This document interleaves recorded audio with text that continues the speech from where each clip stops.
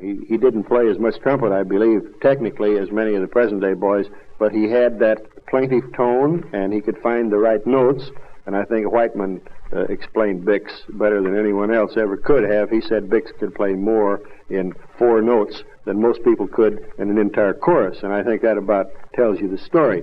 This particular record, Bix has played a chorus in this record that, to me, is one of the highlights of his career.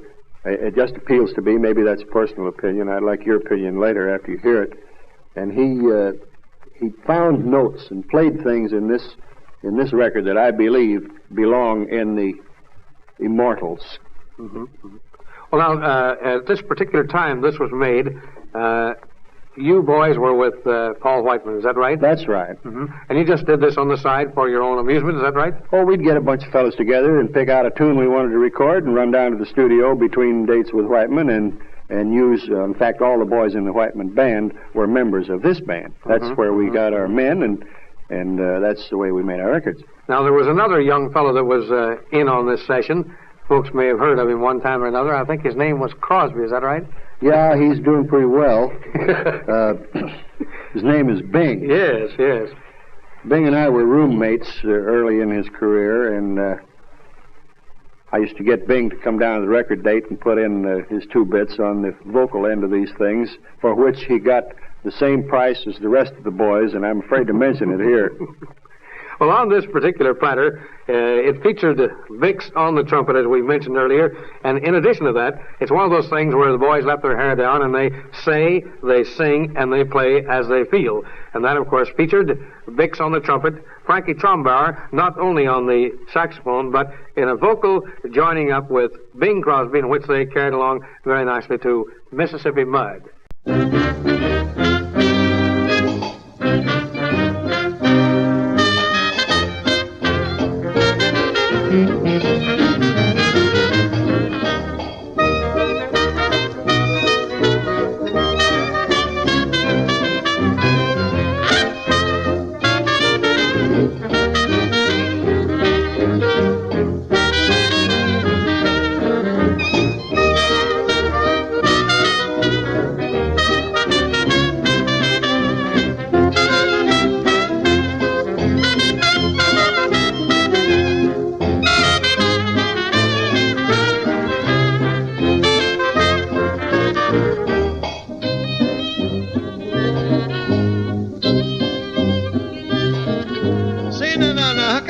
Singing in this here record. Mr. Tram, it's going to be singing presently of a sort. Well, you know, I ain't heard no singing yet. You just get a load of this on you.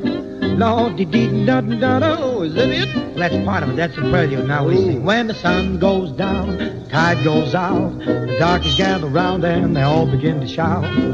Hey, hey, Uncle Dud. Oh, you mean your old Uncle Dud down on home there with his feet in that mud? I don't mean Uncle Dud's papping his feet's really in the mud. And what a dance do they do? Lordy, how I'm telling you, they don't need no band. They keep time by clapping their hands, just as happy as a cow chewing on a cud when the darkies beat their feet on the Mississippi mud.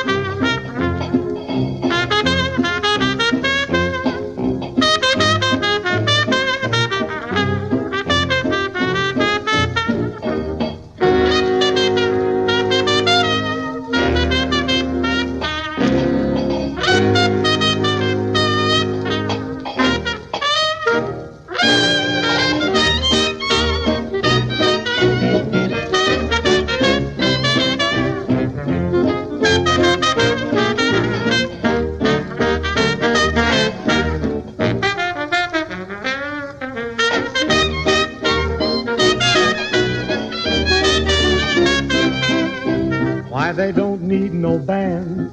They keep time by clapping their hands, just as happy as a cow, chewing on a cud when the darkies beat the feet. You done jumped up and got me beating my If feet. the darkies beat the feet on the Mississippi mud.